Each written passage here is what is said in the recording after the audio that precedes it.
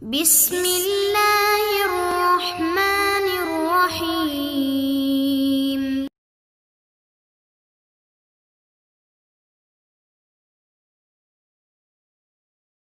ورحمة الله وبركاته. وعليكم السلام ورحمة الله وبركاته. إن الحمد لله نحمده ونستعينه ونستغفره ونعوذ بالله من شرور أنفسنا ومن سيئات أعمالنا من يهده الله فلا مضل له ومن يضلل فلا هادي له أشهد أن لا إله إلا الله وأشهد أن محمدا عبده ورسوله لا نبي بعده. قال الله تعالى في القرآن الكريم أعوذ بالله السميع العليم من الشيطان الرجيم بسم الله الرحمن الرحيم يا أيها الذين آمنوا اتقوا الله حق تقاته ولا تموتن إلا وأنتم مسلمون. يا أيها الناس اتقوا ربكم الذي خلقكم من نفس واحدة وخلق منها زوجها وبث منهما رجالا كثيرا ونساء واتقوا الله الذي تساءلون به والأرحام إن الله كان عليكم رقيبا. يا أيها الذين آمنوا اتقوا الله وقولوا قولا سديدا يصلح لكم أعمالكم ويغفر لكم ذنوبكم ومن يطع الله ورسوله فقد فاز فوزا عظيما. أما بعد فإن أصدق الحديث كتاب الله وخير الهدي هدي محمد صلى الله عليه وسلم وشر الأمور محدثاتها وكل محدثة بدعة وكل بدعة ضلالة وكل ضلالة في النار. Ikhwani fillah, azakumullah. Alhamdulillah, hari ini Allah masih memberikan kesempatan kepada kita untuk hadir dalam sebuah majlis. Dengan hadirnya kita dalam majlis seperti ini, maka sungguhnya Allah akan berikan satu kemudahan jalan untuk menuju surga. Dan itu disebutkan di dalam hadis yang sahih yang diriwayatkan oleh Imam Muslim. Rasulullah sallallahu alaihi wasallam bersabda, "Man salaka tariqan yaltamisu fihi 'ilman, sahalallahu lahu bihi tariqan ila jannah." Barang siapa yang menempuh sebuah jalan dalam rangka mencari ilmu syar'i, ilmu agama, maka Allah akan mudahkan baginya sebuah jalan untuk menuju surga. Tentunya ilmu syar'i, ilmu agama yang dimaksudkan di sini adalah ilmu syar'i, ilmu agama yang berdasarkan di atas Al-Quran dan As-Sunnah. Setelah itu difahami menurut para sahabat radhiyallahu anhum, dan tentunya ilmu yang sudah dipelajari tersebut maka wajib diamalkan. Sebagaimana yang disampaikan oleh seorang sahabat Ibnu Mas'ud radhiyallahu anhu dengan perkataan yang sangat populer sekali, "Ta'allamu fa idza 'alimtum fa'malu." Pelajarilah ilmu. Setelah kalian mengetahui ilmu, maka amalkan ilmu. Sehingga ilmu itu nanti akan menuntut bagi pelakunya dimudahkan oleh Allah Ta'ala jalan yang menuju surga, maka Allah akan berikan hidayah di dunia ini. Dan jika seorang muslim mendapatkan hidayah sampai akhir hayatnya, dan itu berkat pertolongan dari Allah Ta'ala, sungguh seorang muslim akan diberikan peluang besarnya untuk mendapatkan sebuah kematian dalam kondisi husnul khatimah. Dan inilah manfaat dan faedahnya kenapa kita harus hadir dalam majlis-majlis ilmu, karena sungguhnya Allah akan berikan kemudahan jalan untuk menuju surga. Ikhwani fillah, azakumullah. Baik, untuk persingkat waktu kita langsung saja akan membahas di dalam sebuah bahasan yang sungguhnya di dalam bahasan ini sangat penting sekali, yaitu tentang mengenal macam-macam tauhid. Lalu sebelum kita akan membahas tentang mengenal macam-macam tauhid, maka terlebih dahulu akan sampaikan tentang betapa pentingnya di dalam sebuah tauhid ini. Makanya seringkali di kalangan kaum muslimin ini salah paham terhadap betapa pentingnya tauhid. Karena sesungguhnya tauhid itu ya didahulukan oleh para nabi dan rasul pada saat berdakwah. sekarang ini mulai bergeser, seolah-olah tauhid itu tidak penting. Ya, seolah-olah tauhid itu tidak penting untuk merubah umat ini supaya umat itu lebih baik. Itu seringkali mengabaikan tentang adanya tauhid. Sehingga ketika sebagian dari umat ini untuk merubah supaya umat ini jauh lebih baik, seringkali mereka mendahulukan, ya, mereka itu kemudian mendahulukan untuk merebut sebuah kekuasaan, untuk menjadikan setiap kekuasaan pemimpin yang nanti akan bisa merubah umat. Sehingga mereka ini kemudian berlomba-lomba untuk mendapatkan sebuah kepemimpinan. Ini seringkali yang terjadi di dalam umat ini.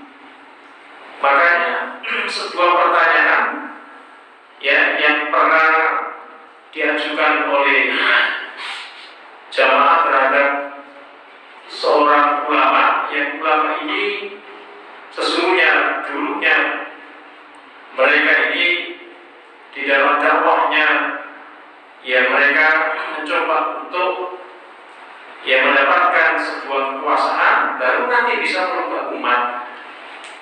Kalau boleh aku sebut, yaitu Muhammad Kutub itu pernah mengatakan umat ini tidak akan pernah baik, dan kami sudah pernah membuktikan kalau kita hanya menempatkan kekuasaan, kepemimpinan tanpa merubah umat ini dengan berdakwah mendahulukan tauhid terlebih dahulu, dan itu tidak mungkin bisa merubah umat. Makanya ketika ditanya apakah, ya, kekuasaan terlebih dahulu yang harus diraih untuk bisa merubah umat ini, atau sebaliknya, yaitu berdakwah dengan dakwah tauhid. Itu pertanyaan diajukan kepada beliau. Lalu kemudian beliau menjawab, tidak mungkin umat ini bisa menjadi baik manakala kemudian kita merebut kekuasaan atau menempatkan sebuah kepemimpinan, lalu kemudian bisa merubah umat ini menjadi lebih baik. Itu mustahil, kata beliau. Ya, tetapi umat ini bisa menjadi lebih baik, maka umat ini kemudian harus didakwai dengan dakwah tauhid. Ya, itu beliau menjawab. Karena selama ini beliau, ya, mendahulukan kekuasaan. Dan tidak perlu aku sebutkan beliau ini seperti apa ininya, dan itu disadari oleh beliau. Lalu kemudian para ulama pun juga yang lain menjelaskan kenapa harus didahulukan tauhid dibandingkan kemudian, ya, untuk mendapatkan kekuasaan atau kepemimpinan. Kan kita bisa lihat sekarang ini, ya, umat ini banyak yang kemudian diantara mereka ulama-ulama, lalu kemudian, ya, mereka ini, ya, kiai, kemudian ustaz dan lain sebagainya, itu kemudian mereka, ya, menempatkan diri mereka untuk mendapatkan sebuah kepemimpinan, lalu mencalonkan sebagai seorang pemimpin dengan asumsi mereka mengatakan kami akan merubah umat itu dengan kekuasaan, dengan kepemimpinan. Sehingga kalau saya sudah berkuasa, maka saya akan bisa merubah umat ini lebih baik.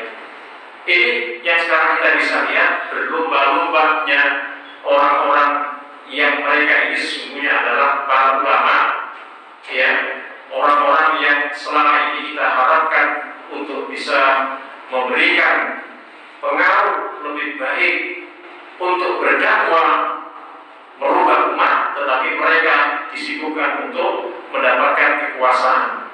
Ini yang sering kita lihat. Padahal sesungguhnya para ulama sudah menjelaskan bahwasanya tauhid itulah yang harus didahulukan dibandingkan kemudian, ya, merebut kekuasaan atau menempatkan dirinya sebagai seorang pemimpin untuk bisa merubah umat. Lalu apa jawabannya? Kok kemudian harus mendahulukan tauhid dibandingkan dengan yang lainnya untuk merubah umat ini lebih baik?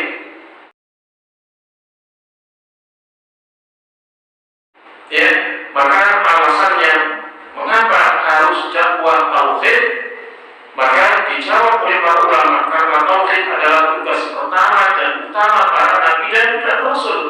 Ini yang pertama. Kita bisa lihat di dalam sejarah ini, maka sesungguhnya para nabi dan rasul, ya, itu di dalam tugas mereka, di dalam dakwah mereka adalah dakwah tauhid.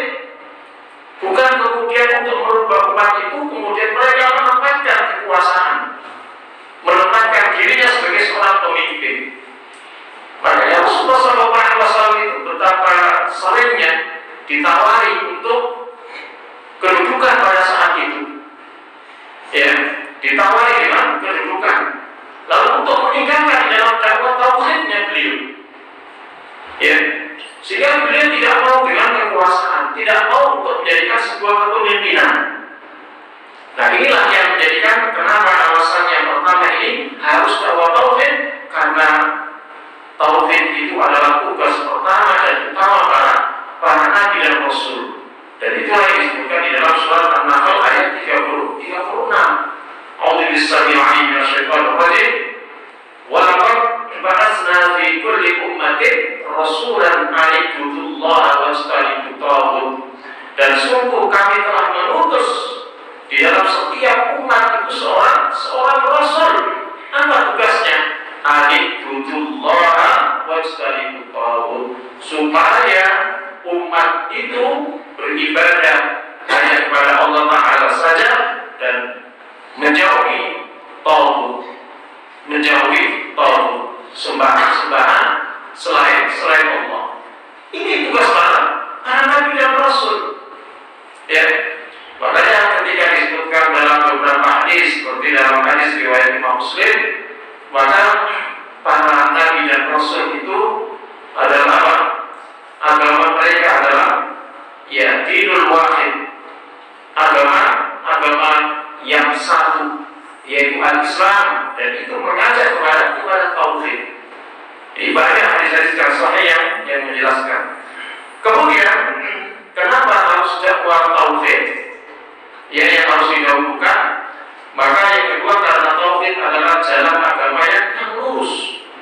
Artinya apa?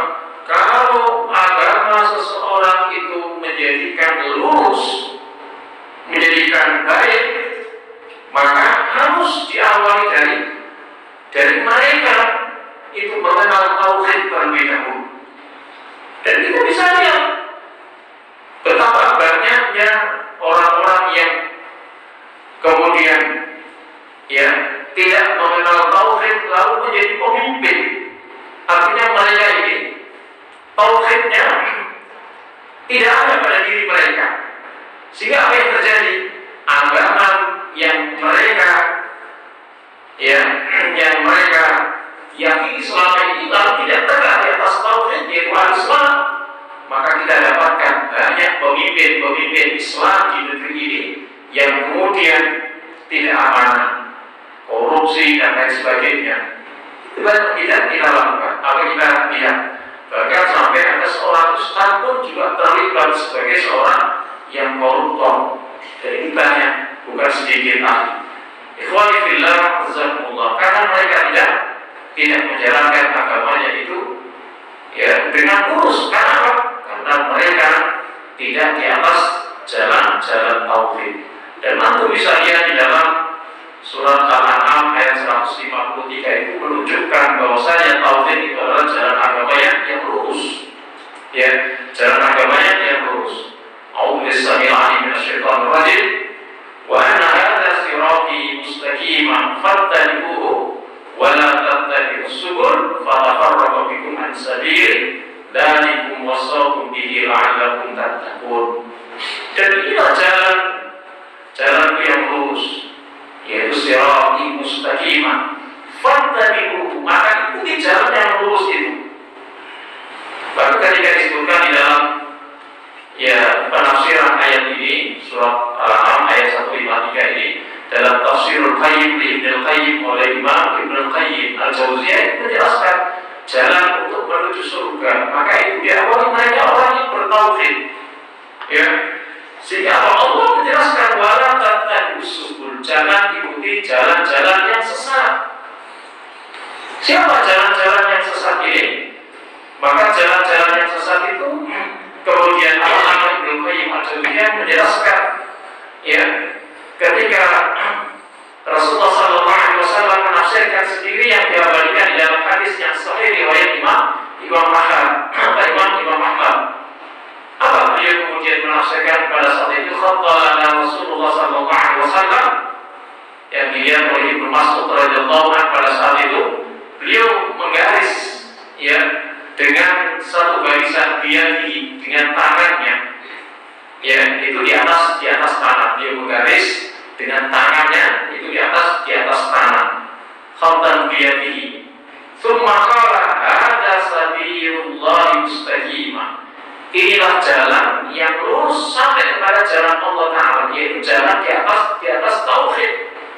Ya, jalan di atas tauhid yang akan sampai kepada surga Allah Ta'ala. Wa hatta khututan an yaminihi wa an shimalihi. Lalu beliau menggaris, ya, dari garis yang lurus tadi di sebelah kanan dan juga menggaris di sebelah kiri. Sebalik kemudian beliau menjelaskan, ya, summa qala hadhihi subul. Jalan ini adalah jalan yang sesat, yaitu jalan sebelah kanan dan jalan sebelah kiri dari garis yang lurus tadi. Lalu apa? Lalu kemudian beliau menjelaskan kembali, laisa lahum an sabili illa alaihi syaitan yad'u ilaihi. Maka jalan-jalan yang sesat itu adalah jalannya setan, ya, jalannya setan. Lalu setan itu apa? Dalam penjelasan para ulama, musuh dari tauhid. Jadi musuh tauhid yang utama itu adalah setan. Ya, adalah setan. Maka ini ditafsirkan oleh Rasulullah SAW. Makanya kenapa harus tauhid yang didakwakan terlebih dahulu? Karena tauhid adalah jalan agama yang lurus. Artinya seorang muslim itu menjadikan lurus agamanya kalau mereka itu tegak di atas tauhid. Kalau tidak tegak di atas tauhid, maka sungguh agama orang Islam itu yang mereka amalkan maka tidak menjadi lurus. Maka seringkali kita dapatkan, itu kan orang Islam, kenapa berbuat itu? Bahkan orang Islam itu kan ustaz, itu kan kiai, kok berbuat seperti itu?